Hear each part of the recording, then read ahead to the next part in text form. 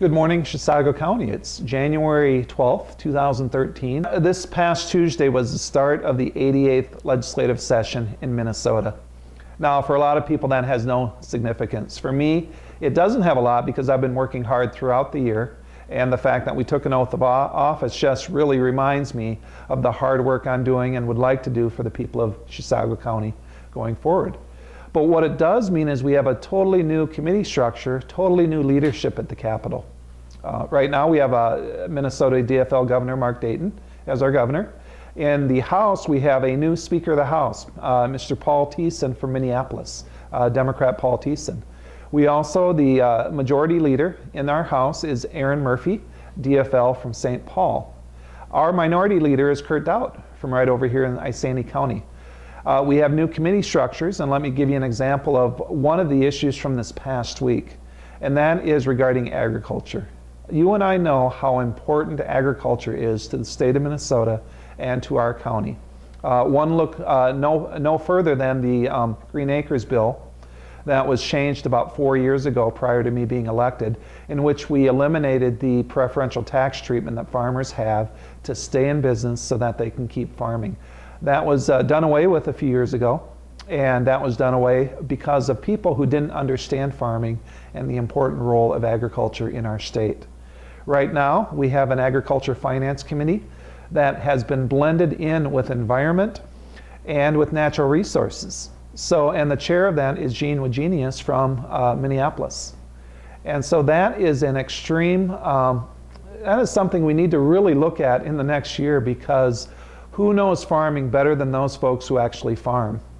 And so to have a chair of an important committee like agriculture, which has been watered down with environment and natural resources, and having that chair be from Minneapolis is a huge concern to me, and I think it should be a huge concern to everyone in our county who remembers the Green Acres debacle of a few years ago and how we had to fight hard with Governor Dayton in the last session to make sure and to reintroduce Green Acres for those farmers that absolutely needed to stay farming.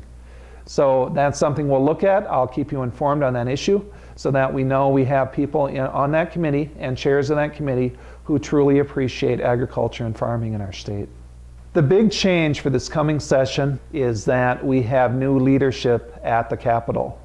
What that means for you is we have a DFL party that is in charge of both the legislative and executive branch, and who have DFL committee chairs on each committee.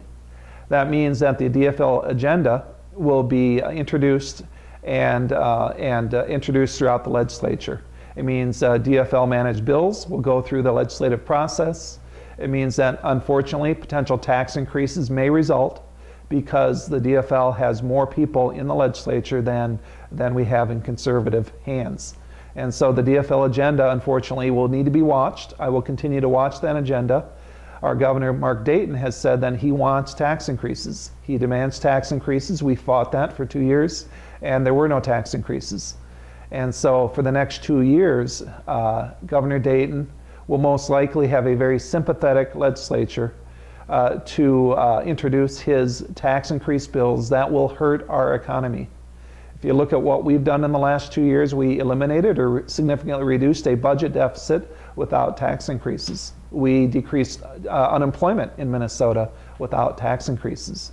We paid back half of the school shift that we owed our kids, the $2 billion school shift that we were left with when on our first day on the job. We reduced to $1 billion in just 2 years. We did that without tax increases. We replenished our rainy day fund at the Capitol and our budget reserves of $1 billion without tax increases. We did all of that without any tax increases, and now with the $1.1 billion deficit we have in our state, unfortunately Governor Dayton would like tax increases.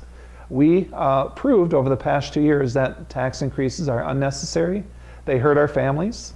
They hurt your ability to pay the bills, to pay your mortgage, to put your kids through school, and to buy gas in the car so you can get to your job and back again.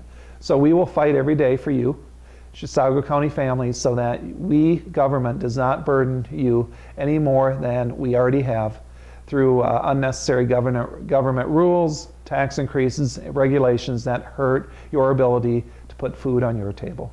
Thank you very much for the opportunity to serve. I greatly appreciate it. I look forward to all of you coming down to the Capitol. One thing I've said to so many people in our county is come down and see me.